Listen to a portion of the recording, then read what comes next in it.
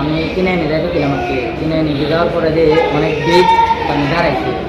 তো একটা CNG auto তোমার দাঁড় হয়েছে, মানে অটোটা একদম খারাপ, মানে কিচ্ছু নাই রয়েছে, পুরো ট্যাপ হয়ে গেছে প্লাস। তারপর দিয়ে দাদা সাইডে বলছি আর কেউ ধরে না। তো আমি গেছি, আমি দাঁড়াইছি, তারপরে আমরা মিল্লা বলছিলাম। নাম টাম জানা গেছে রে?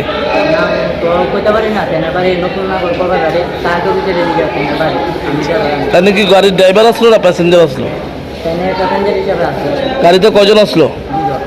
এখন অবস্থা কীরকম তাদের? কত মোটামুটি খারাপ। গাড়ির ড্রাইভার আইসিনি?